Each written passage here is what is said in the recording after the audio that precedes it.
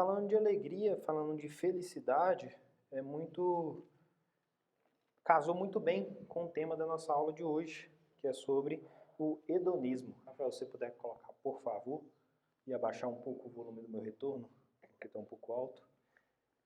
Então, hoje nós vamos estar tratando sobre o hedonismo. O que você está plantando e com quem? Nós vamos estar trabalhando um pouco melhor esse tema, mas fazendo como nós sempre fazemos, nosso resumo, nós vamos lembrar um pouco o que nós vimos nas nossas últimas aulas. Então, na nossa primeira aula, nós vimos sobre o agnosticismo. Vimos que, nos dias de hoje, existem muitas pessoas que não ficam satisfeitas com as provas da existência de Deus e, por isso, elas preferem não falar da existência de Deus, nem que Ele existe e nem que Ele não existe. E vimos que essas pessoas estão erradas. Nós vimos as evidências claras da existência de Deus, tanto as que são reveladas na sua palavra, quanto as que são reveladas na natureza. Na nossa segunda aula, nós vimos sobre o ateísmo. Nós vimos então, nessa aula, nós fizemos uma distinção muito importante, que é sobre o ateísmo prático e o ateísmo teórico. E nós vimos que existem pessoas que vivem a vida de uma maneira ateia, porque o ateísmo não é só não dizer que Deus não existe, mas sim aquele que vive de uma maneira como se Deus não existisse. E novamente, nós vimos que ambos estão errados e nós vimos as evidências da existência de Deus. E nós vimos também que nós não devemos apenas afirmar que Deus existe, mas nós devemos viver de uma maneira que Ele quer que nós vivamos. Na nossa terceira aula, o espiritualismo da moda, nós vimos um pouco mais da diferença entre o espiritualismo que está sendo pregado dentro das igrejas e o verdadeiro espiritualismo que é guiado pela palavra de Deus. Na nossa quarta lição, sobre o existencialismo, nós vimos como essa filosofia fala que nós que decidimos o que nós queremos ser e que nós só vemos a existir após essa decisão. Mas nós vimos que, na verdade, essa ideia é uma rebelião contra Deus e muitas vezes está presente dentro da igreja e dentro de nós mesmos e nós não percebemos. Na nossa quinta e última lição, nós vimos sobre o gnosticismo, onde nós vimos que mesmo no meio cristão existem pessoas que não afirmam a humanidade de Cristo e como isso pode enfraquecer a fé, sendo que nós vimos que as Escrituras nos ensinam claramente que a humanidade de Cristo é plena, real e fundamental para a realização da sua obra vicária. Então, esse foi o nosso caminho até aqui. Mas a lição de hoje sobre o hedonismo, ela nos é importante, pois nós vamos estar definindo mais para frente um pouco melhor o que é o hedonismo, mas é sobre a busca da felicidade e o prazer. E essa busca pela felicidade, pelo prazer, ela não é de hoje. Ela é muito antiga. Mas hoje ela é intensa e tem vastas ofertas de satisfação. O mundo de hoje, ele cultua o prazer, ele cultua o entretenimento, ele cultua a felicidade, como se essas coisas fossem deuses.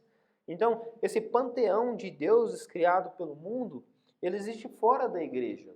Mas, infelizmente, nós vemos cada vez mais presente em nossos meios, dentro das igrejas. Muitos ainda estão na busca de satisfazer os seus desejos pessoais.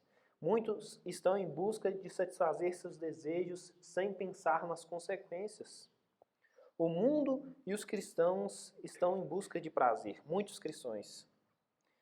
Mas o que é e onde encontrar verdadeiro prazer e verdadeira felicidade? Para começar, irmãos, eu os convido a abrirem suas Bíblias em Salmo, capítulo 1, que é o nosso texto base.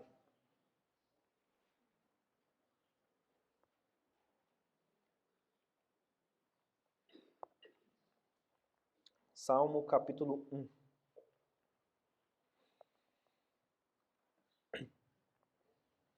Eu vou ler e peço que os irmãos acompanhem. Diz assim: Bem-aventurado o homem que não anda no conselho dos ímpios, não se detém no caminho dos pecadores, nem se assenta na roda dos escarnecedores.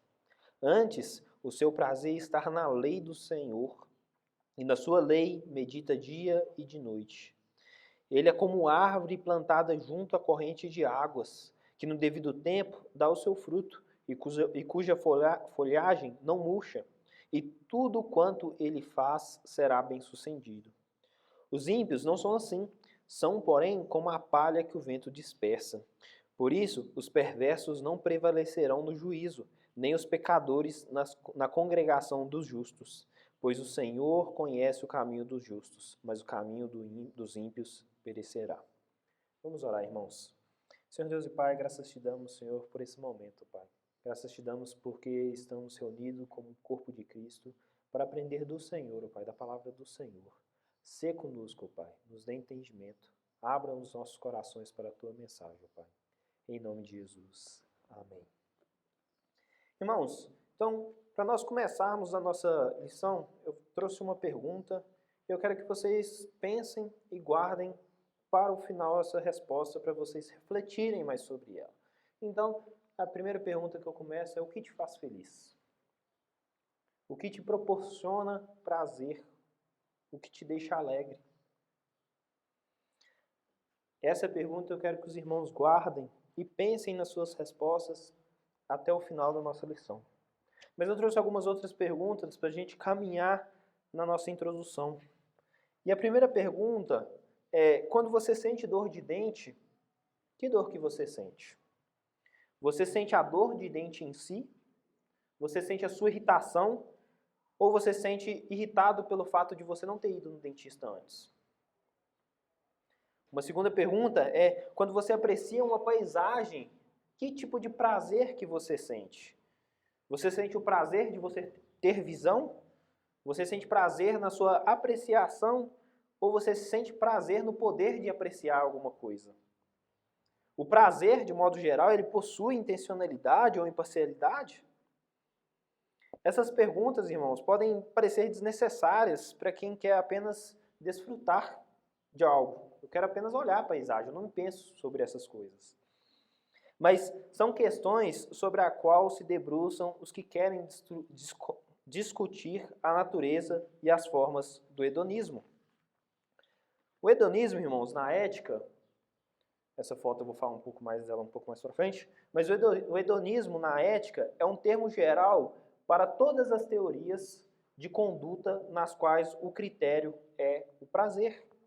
A palavra, ela deriva do grego hedone, que significa deleite ou prazer. Teorias hedonistas de conduta são muito antigas, muito antigas.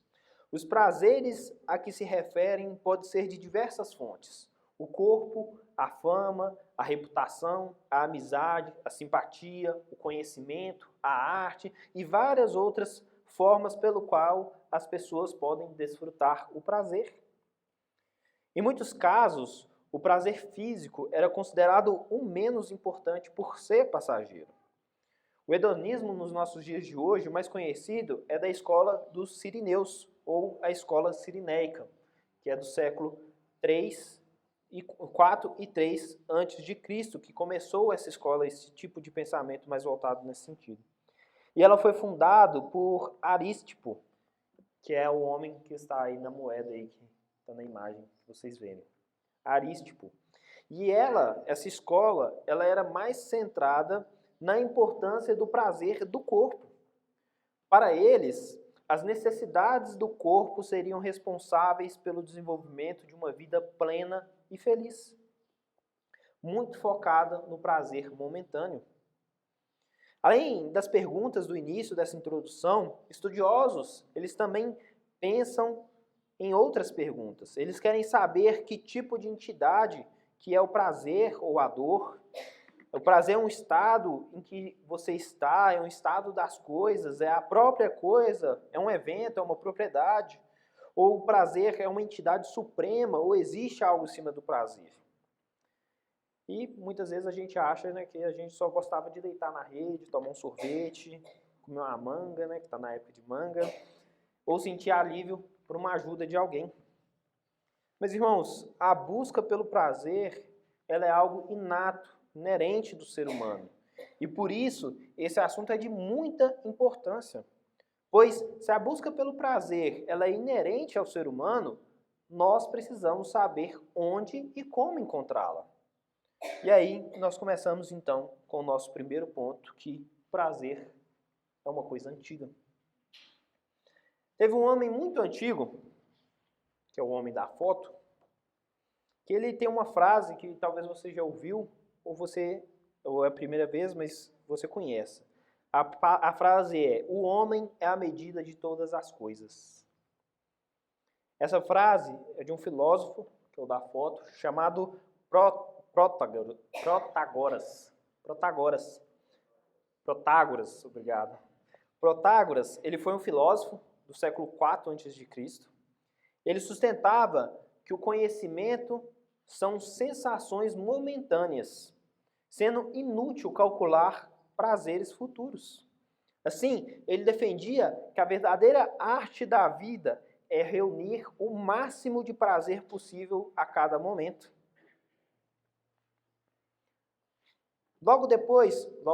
Muitos anos depois, no século XVIII, Jeremy Bentham, ele reviveu então o hedonismo como uma teoria psicológica e como moral sob a ajuda de um utilitarismo. Para ele, os indivíduos não possuem outro objetivo senão o maior prazer. O único objetivo para ele, do ser humano, é a busca pelo prazer pleno, por maior prazer. Bentham, ele reconhecia que às vezes o ato que se faz é o ato que se pensa que dará mais prazer. Então o que você pensa em fazer é o que vai te dar mais prazer. Enquanto o ato que se deve fazer, então o que eu deveria fazer, é o ato que irá proporcionar o maior prazer. Isso significa que viver calculando o prazer, viver planejando o prazer é a salvação humana. O pecado humano nessa abordagem para Bentham seria a miopia, o não enxergar que a busca do prazer deve incluir um número maior de pessoas, deve incluir todas as pessoas. Mas muito antes de Bentham existisse, essa discussão já existia. Então, bem antes do século XVIII, como nós vimos no século IV. Você pode encontrar debates sobre o hedonismo em muitos pensadores. Desde o tempo dos Sumérios e do Egito Antigo, existem afirmações sobre deleitar-se e alegrar-se. Em geral, o prazer é compreendido de modo imediato, como todo sentimento ou experiência agradável, seja ela. Aí eu fiz uma lista aqui para nós podermos discutir um pouco melhor. Seja ela satisfação, prazer, êxtase, euforia, alegria, exultação, amor, alívio, tranquilidade e várias outras palavras que nós poderíamos pôr. Mas no lado oposto, irmãos, tem o descontentamento.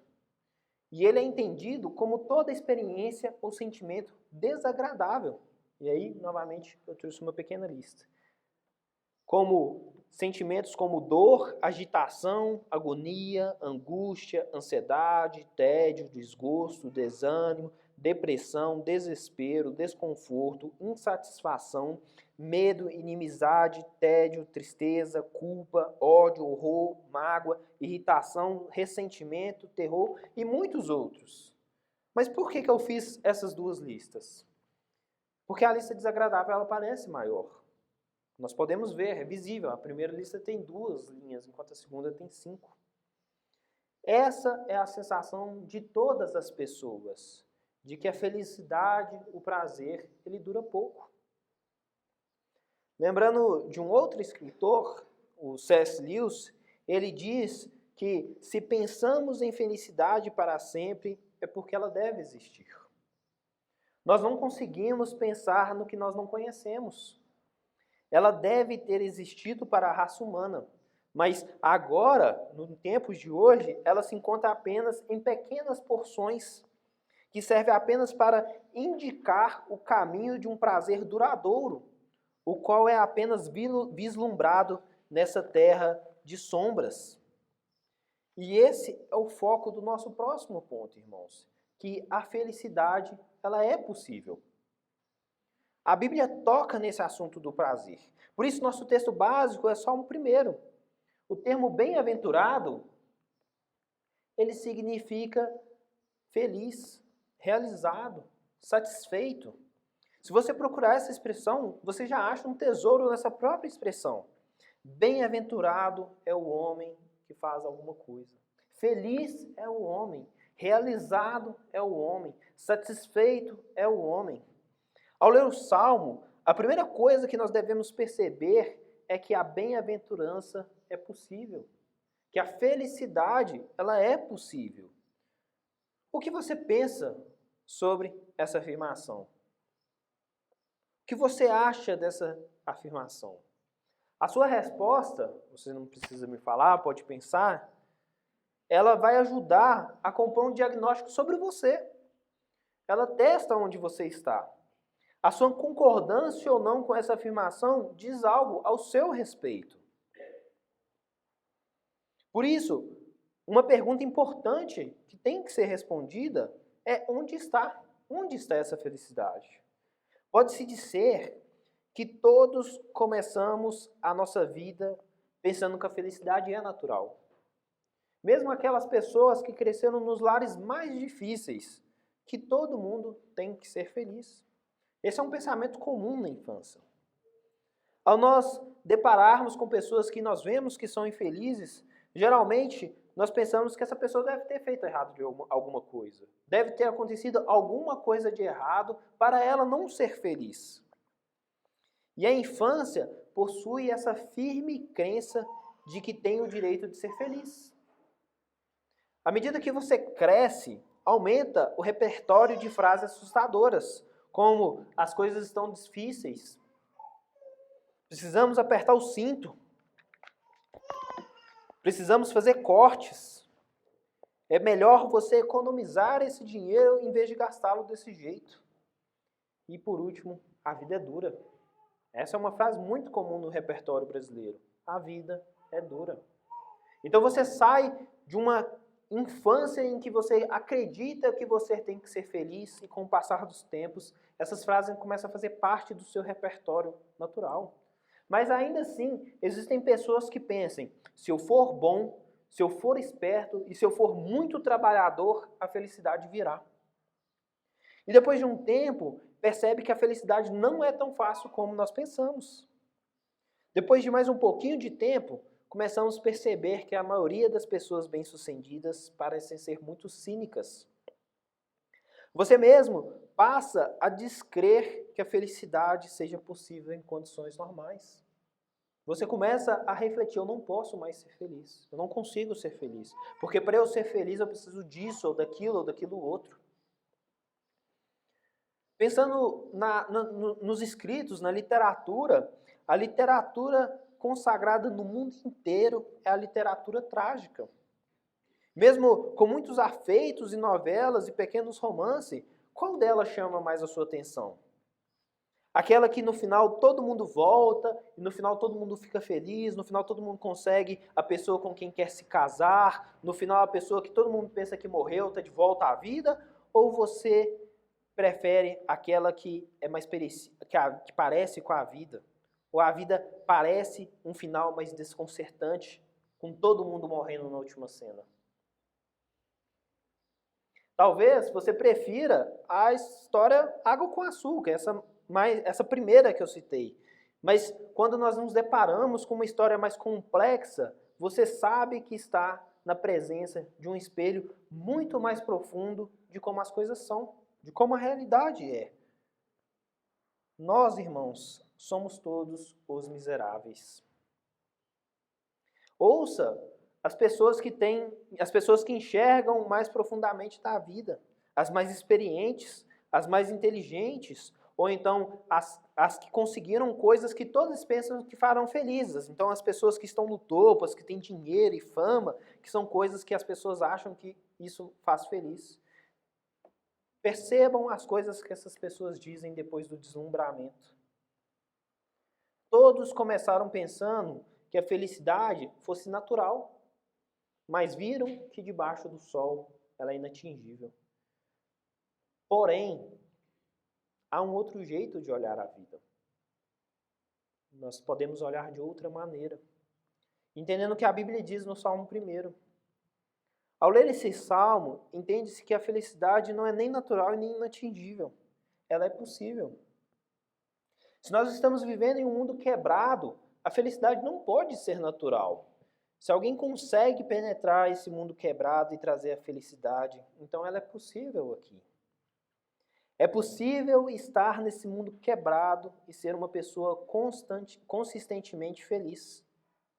É possível. Mas a pergunta que não quer calar, a pergunta que pode estar na sua mente agora é: se a felicidade é possível, por que tão poucas pessoas a têm?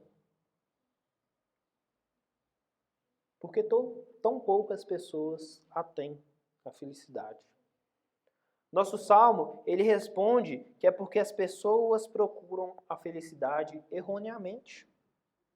A menos que Deus entre nesse mundo quebrado e abra os nossos olhos para uma realidade que não pode ser vista apenas nessa dimensão, nós nunca seremos felizes, irmãos.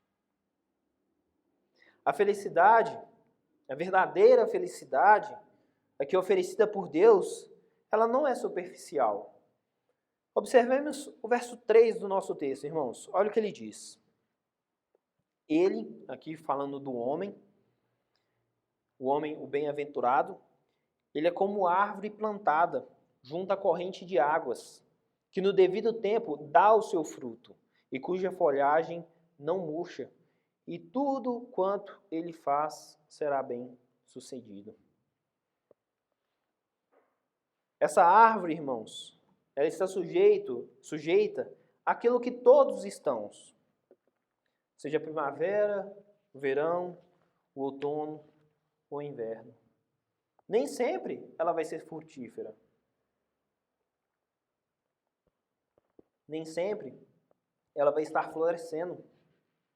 Nem sempre ela vai expressar o verde maravilhoso. Mas, no entanto, porque ela foi plantada à beira do rio, as suas raízes têm acesso a um fluxo constante de água. A ideia do poeta é mostrar que a verdadeira felicidade é encontrada onde suas raízes estão. Por isso, a felicidade nunca consiste no que com você na superfície, mas naquilo que você é, por revelar onde você está plantado. A árvore desse salmo depende do que vem de fora, não do que ela possui de dentro. Deus ensina o tempo todo que uma pessoa piedosa não apenas é boa, não simplesmente alguém que está fazendo as coisas certas. O piedoso é alguém que foi plantado e enraizado em algo. Abramos nossas Bíblias em 2 Pedro, capítulo 1.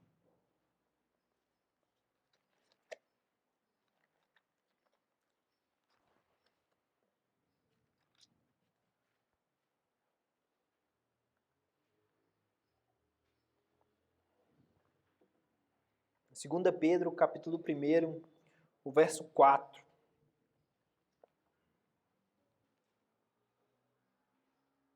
Eu vou ler, peço que os irmãos acompanhem. Diz assim: pelas quais nos têm sido doadas as suas preciosas e muito grandes promessas, para que por elas vos tornei coparticipantes da natureza divina, livrando-vos da corrupção das paixões que há no mundo.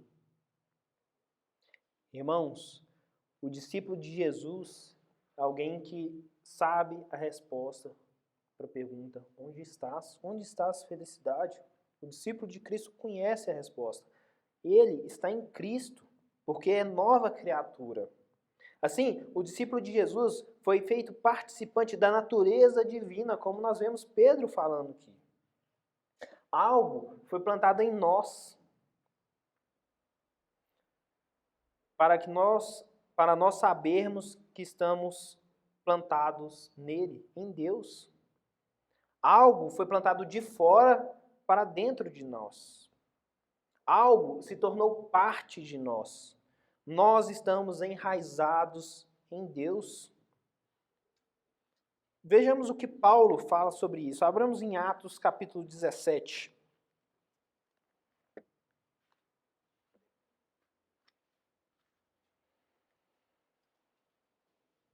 Atos capítulo 17, verso 28. Diz assim: porque nele vivemos e nos movemos e existimos, como alguns de vossos poetas têm dito, porque dele também somos gerações. Nós estamos enraizados em Deus, nele vivemos, nos movemos e existimos. Um cristão é alguém que foi plantado, alguém veio e o plantou e o fez parte da videira de Deus. Agora há um poder, uma perspectiva, um entendimento que não existia antes. E isso é provindo do próprio Deus. É daí que vem a felicidade. Por isso, a felicidade é de raiz. A árvore, ela experimenta aflição. Ela é afetada. Nem sempre ela vai dar seus frutos, mas a sua folha, ela nunca murcha. Vamos em 1 Pedro agora, irmãos. 1 Pedro,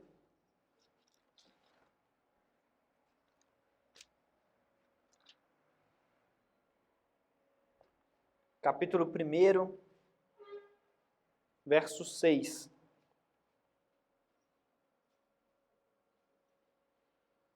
Nisso exultais, embora no presente, por breve tempo, seja necessário, sejais contristados por várias provações.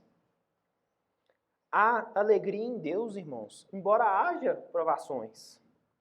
A árvore do nosso salmo, ela pode estar seca, pode estar sem frutos, ela pode estar mesmo machucada, mas ainda assim sua folha não murcha. É uma árvore perene, porque suas raízes estão em outra fonte. Há pessoas dentro da igreja que não entendem a verdadeira fonte de prazer e ficam buscando alternativas superficiais, visíveis. Você já deve ter encontrado pessoas que quase que ordenam que você sorria, mesmo que tenha acontecido uma tragédia terrível em sua vida. Cristãos também que passam por uma tragédia grande e mesmo assim passam com pouquíssimas lágrimas e sem pesar desfrutam de uma paz que não é a paz de Deus.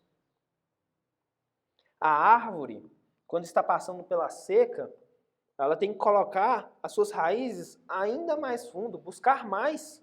Parece contraditório, mas ainda que esteja sofrendo, o cristão saberá o que é alegrar-se em Deus. A felicidade da qual a Bíblia fala é a felicidade de raiz e não superficial. Não é uma despreocupação, nem dar risada o tempo todo, nem ser um tipo de pessoa que é sempre divertido. O poeta do Salmo nos ensina acerca de uma felicidade que é permanente. E ela se sobrepõe às circunstâncias, sejam quais elas forem. A felicidade, ela não está baseada em circunstâncias. E ela não é conseguida controlando o seu ambiente, mas sendo controlado por onde você está. Sendo controlado por Deus. Esse salmo, ele ensina que existe uma felicidade que é possível, que é de raiz e está baseada no que você é. E nós, cristãos, somos nova criação de Deus por estar posicionado em Cristo, equipado para as boas obras que Ele preparou de antemão para você andar nela, para nós andarmos nela. Se alguém procurar a felicidade em suas circunstâncias, sempre será infeliz. Mas temos que entender, irmãos, que a felicidade, ela nada mais é que um subproduto, que é o nosso próximo ponto. A felicidade é um subproduto. Ela é um subproduto de uma busca de algo a mais que a felicidade. Se nós voltarmos no primeiro capítulo dos Salmos,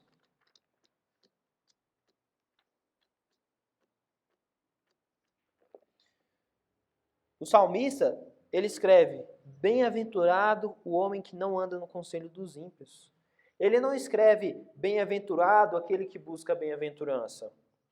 Deus ensina que o prazer e a felicidade serão encontrados por aquele que tem fome e sede de alguma coisa que não seja o prazer ou a felicidade. O Salmo ensina que a pessoa feliz é aquela que parou de se esforçar para ser feliz.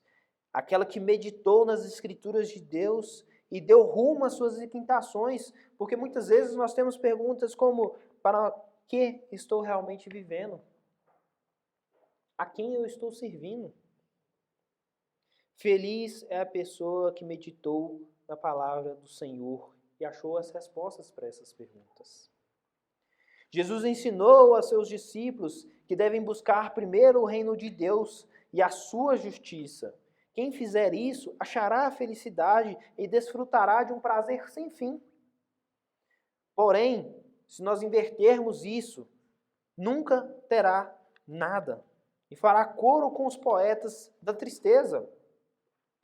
Os diversos filósofos que discutem o hedonismo podem concordar na busca do prazer, mas eles não conseguem chegar a um mesmo denominador que seja esse prazer ou essa felicidade. E aí nós vemos o problema aumentar ainda mais, irmãos.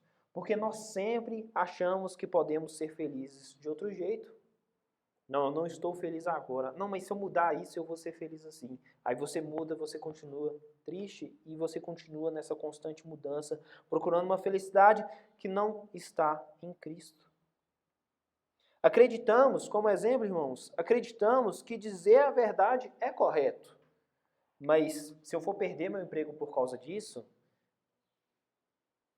aí não é correto, porque eu vou ficar triste, porque eu tenho que ser feliz. Então, eu não falo a verdade. Eu acredito que ser honesto, mas se eu for brigar com alguém por causa dessa honestidade, eu não faço, porque eu quero evitar o conflito, eu quero ser feliz. Se eu me conflitar com essa pessoa, eu não vou ser feliz. Em geral, irmãos, o que nós vemos é que a maior prioridade das pessoas está em buscar a sua própria felicidade.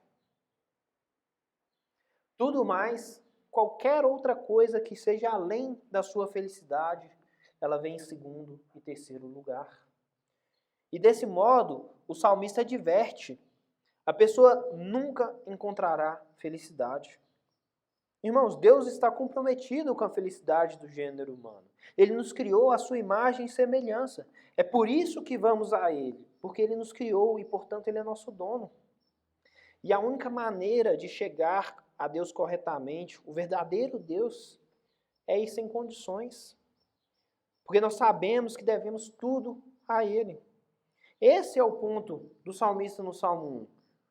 Quanto menos você preocupa com a sua felicidade e quanto mais você se preocupar com Deus e a sua palavra, mais feliz você se torna. A felicidade é um subproduto da busca de Deus. Você vai encontrar a felicidade em Deus quando você parar de olhar para si e olhar para Deus. Concluindo nossa lição de hoje, irmãos. A felicidade, ela é possível. Muitas pessoas não desfrutam dela porque procuram em circunstâncias e porque querem ela diretamente. Onde você se senta é onde você pertence. Se você se sentar com os difamadores, ou se você se sentar com os caluniadores, ou com os desprezadores, ou com os criminosos, é onde você pertence. O oposto pode ser visto no Salmo 133. Abramos lá, irmãos.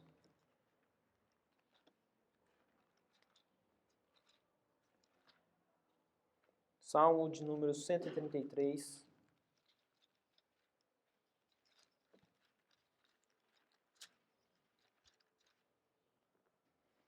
Verso 1. Diz assim: ó, como é bom e agradável viverem unidos os irmãos. Olha o que o texto diz: viverem unidos os irmãos. O que é bom é os irmãos se assentarem juntos e se recordarem que é um sacrifício que Deus propiciou para o seu povo, para perdoar o meu e o seu pecado. Nesse sentido, a qual grupo você pertence? Com quem você está se assentando? Onde você habita? Em algum momento, você vai perceber que algo além de Deus é o substrato onde você está plantado e que possui você. Algo além de Deus possui você. E isso o impede de desfrutar a verdadeira felicidade com Deus. Relembrando nossa pergunta do começo, irmãos, o que te faz feliz? Pois você pode ser feliz. É possível. Mas não olhando para as circunstâncias. Não procure a felicidade diretamente. Em vez disso, aceite e admita a sua necessidade do Evangelho do Senhor, a necessidade de Deus na sua vida. Arrependa-se do seu pecado e aprenda a se deleitar com Cristo. Aprenda a se deleitar com a palavra dele, a interpretá-la, a ouvi-la dia e noite. Você pode ser feliz, irmãos, mas não busque a felicidade. Busque a Deus. E a felicidade é um subproduto da busca pelo reino dos céus. Vamos orar, irmãos. Senhor Deus e Pai, graças te damos, Senhor, por tudo que o Senhor tem feito por nós, ó Pai. Te agradecemos, Senhor, porque mesmo nós não merecendo nada, ó Pai, o Senhor tem nos dado tanto, ó Pai. O Senhor mandou o seu Filho morrer na cruz por nós, ó Pai. No nosso lugar, no meu lugar, ó Pai. Graças te dou por isso, Senhor. Te peço que o Senhor possa estar nos dando entendimento, ó Pai, que o único local onde nós encontraremos a verdadeira felicidade é no Senhor, ó Pai. Nos ajude, ó Pai. Nos deixe viver, ó Pai, a verdadeira felicidade em comunhão com o Senhor, ó Pai. Nos ajude, ó Pai. Em nome de Jesus. Amém.